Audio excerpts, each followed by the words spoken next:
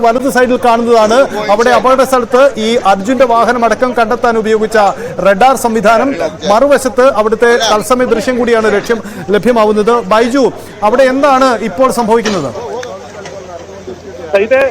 Lorry റഡാറിലൂടെ സ്ഥിരീകരിച്ച സ്ഥലം അവിടെ JCB ഉപയോഗിച്ച് മണ്ണ് നീക്കം ചെയ്യുന്ന പ്രവൃത്തിയാണ് നടക്കുന്നത്. എന്തായാലും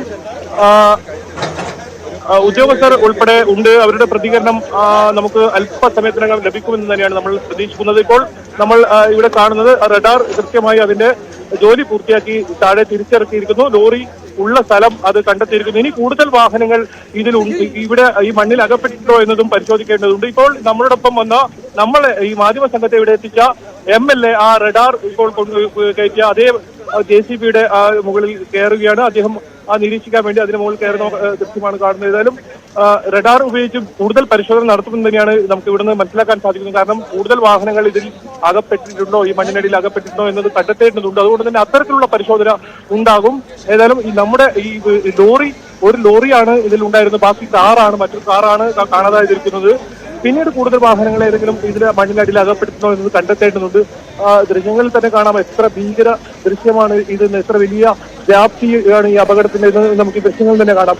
ഈ റോഡിലെല്ലാം വെള്ളം ഒഴുകുന്ന ഒരു സാഹചര്യമാണ്. ചെളി നിറഞ്ഞിരിക്കുന്നു, കല്ലും പാറകളും വലിയ പാറക്കഷ്ണങ്ങളും ഈ സമീപത്തെല്ലാം കാണാം. എന്തായാലും ഇന്ന് ഈ രാവിലെ മുതലുണ്ടായ കൃത്യമായ ഈ പ്രവർത്തനം ആണ്. ഏതായാലും ഇത് ഈ രീതിയിൽ ഈ ലോറി വളരെ പെട്ടെന്ന് കണ്ടെത്താൻ സാധിച്ചതായാലും വളരെ വൈകിയാണെങ്കിലും ജില്ലാ ഭരണകൂടം ഉണർന്ന് പ്രവർത്തിച്ചതിന്റെ ഫലമായി ഈ ലോറി MLA ആണ് JCBയിൽ മുകളിലേക്ക് ചേർന്നത്. അദ്ദേഹം തന്നെയാണ് നമ്മളെ ഈ ഇവിടത്തേക്ക് എത്തിച്ചത്. ശരി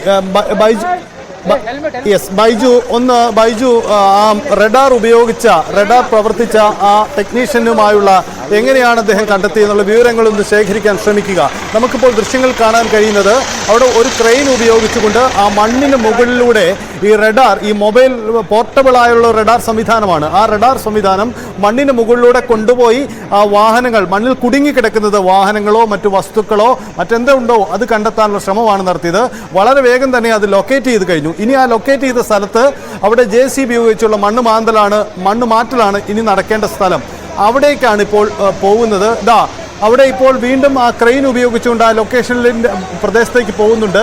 അതിനുവേണ്ടിയുള്ള പ്രവർത്തനങ്ങൾ നടക്കുന്നുണ്ട്. അതേസമയം തന്നെ അതിൻ്റെ മുകൾ ഭാഗത്ത് മറ്റൊരു JCB നിന്ന് ആ പ്രവർത്തനങ്ങൾ ഏകോപിപ്പിക്കുന്നുണ്ട്. അവിടെ മണ്ണ് മാറ്റൽ നടപടികളും നടക്കുന്നുണ്ട്. അതാണ് ഇപ്പോൾ അവിടുത്തെ സാഹചര്യം. എന്തായാലും നമ്മൾ ശുഭപ്രതീക്ഷയോടെ കാത്തു നിൽക്കുകയാണ്. മലയാളിയായ അർജുൻ മാത്രമല്ല, നിരവധി പേരാണ് അവിടെ കുടുങ്ങിക്കിടക്കുന്നതായി പ്രദേശവാസികൾ സംശയിക്കുന്നത്. കാരണം ഈ അപകടമുണ്ടായ ഇടം ഒരു ആൾക്കൂട്ടമുണ്ടായ നിരവധി വീടുകളുള്ള കടകളൊക്കെയുള്ള ഒരു സ്ഥലമാണ്. പ്രദേശവാസികളായ നിരവധി പേർ മരണപ്പെട്ടിട്ടുണ്ടാവാം. നിലവിൽ 7 മൃതദേഹങ്ങൾ കിട്ടിയെന്ന കാര്യം സ്ഥിരീകരിച്ചു. പക്ഷേ ദുരന്തത്തിന് അതിലുമധികം വ്യാപ്തിയുണ്ടോ എന്ന കാര്യം വ്യക്തത ഉണ്ടാവേണ്ടതുണ്ട്. കാരണം മറ്റ് സംസ്ഥാനങ്ങളിൽ നിന്നുള്ള നിരവധി ആളുകൾ വന്നു പോകുന്ന ദേശീയപാതയാണ്, കടന്നു പോകുന്ന ദേശീയപാതയാണ്. അതിനിടയിലാണ് അപ്പോഴാണ് ഈ അപകടമുണ്ടാവുന്നത് എന്നതുകൊണ്ട് തന്നെ അത് കൂടുതൽ വലിയ വ്യാപ്തിയുള്ള ഒരു ദുരന്തമായി മാറുമോ എന്ന ആകാംക്ഷയുണ്ട്, എന്ന ഒരു സാധ്യതയുണ്ട്. അതുകൊണ്ടുകൂടി തന്നെ അതിൽ വ്യക്തത വരുത്തേണ്ടത് ഈ മണ്ണ് മാറ്റുമ്പോൾ മാത്രമാണ്. കുടുങ്ങിക്കിടക്കുകയാണ് ഈ മണ്ണിനടിയിൽ കഴിഞ്ഞ 5 ദിവസങ്ങളായി കുറേ അധികം ആളുകൾ. അത് എത്ര പേരുണ്ട്, അതിലെ കുറേ വാഹനങ്ങൾ ഉണ്ടാവാം. അത് സംബന്ധിച്ച അവ്യക്തതകളാണ് ഇപ്പോൾ നിലനിൽക്കുന്നത്. അവിടെ രക്ഷാപ്രവർത്തനം ഇപ്പോൾ തുടരുകയാണ്. നമുക്ക് ഒന്ന് ഓർക്കുമ്പോൾ അറിയാം എത്ര കണ്ട് ദുഷ്കരമാണ് ആ പ്രവർത്തനമെന്ന്. കാരണം ഇത്ര വലിയ ഒരു ഏരിയയിൽ നിന്നും അവിടുന്ന് മണ്ണ് മാറ്റേണ്ടതുണ്ട്.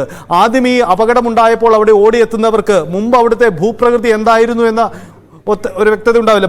KV ബൈജു ഉണ്ട് നമുക്കിപ്പം. ബൈജു, എന്താണ് അവിടുത്തെ സാഹചര്യം?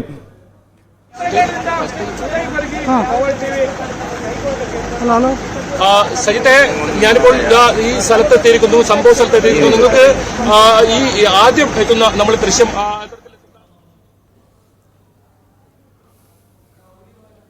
ാണ് പുറത്തുവിടുന്നത്. കന്നഡ ന്യൂസ് 8ന്റെ ക്യാമറമാൻ കൂടിയായാണ് നമുക്കിപ്പോൾ ഈ ദൃശ്യങ്ങൾ എത്തുന്നത്. ഏതായാലും നമുക്ക് ദൃശ്യങ്ങൾ കാണാം. കൂടുതൽ ദൃശ്യങ്ങൾ തന്നെ കാണാം. MLA ഉൾപ്പെടെ മുകളിലെത്തിയിരിക്കുന്നു. ആ JCB അത്തരത്തിൽ JCB ഉപയോഗിച്ച് ഈ ലോറി ഉള്ള സ്ഥലം ഇപ്പോൾ നമ്മൾ കാണുന്ന സ്ഥലത്താണ് ഈ ലോറി ഉണ്ട് എന്ന് പറയുന്നത്. ഈ മണ്ണിന്റെ അടിയിൽ, ഈ മൺകൂനയുടെ അടിയിലായിരിക്കും ഈ ലോറി ഉള്ളത്. കാരണം ഇവിടെ കൃത്യമായി റഡാർ ഈ സിഗ്നൽ കണ്ടെത്തിയിരിക്കുന്നു, ലൊക്കേഷൻ കണ്ടെത്തിയിരിക്കുന്നു. റഡാർ അതിന്റെ പ്രവർത്തനം നിർത്തിവെച്ചിരിക്കുന്നു. ഇപ്പോൾ അതിന്റെ പ്രവർത്തനം കഴിഞ്ഞിരിക്കുന്നു. ഇനി ലോറി ഈ കണ്ടെത്തുക, മണ്ണ് മാറ്റി ഈ മണ്ണ് നീക്കം ചെയ്ത് ലോറി പുറത്തേക്ക് എത്തിക്കുക, അതാണ് ഇനി ചെയ്യേണ്ടത്. ആ പ്രവൃത്തികളാണ് ഇനി നടക്കേണ്ടത്. ഏതായാലും ഇപ്പോൾ കൃത്യമായ സ്ഥലം കണ്ടെത്തിയിരിക്കുന്നു. ഈ മൺകൂനയ്ക്കകത്താണ് ഈ ലോറി ഇപ്പോൾ അർജുനുമായി യാത്ര ചെയ്ത ലോറി ഉള്ളത്. ഇനി ഏത് രീതിയിലാണ് ഈ ലോറി ഉള്ളത്, തകർന്ന നിലയിലാണോ അല്ല നേരത്തെ സൂചിപ്പിച്ചതുപോലെ തന്നെ ഇന്നലെ വരെ ഇത്തരത്തിൽ ഇതിന്റെ AC ഉൾപ്പെടെ വർക്ക് ചെയ്യുന്ന സാഹചര്യം, എഞ്ചിൻ വർക്ക് ചെയ്യുന്ന സാഹചര്യം ഉണ്ടായിരുന്നു.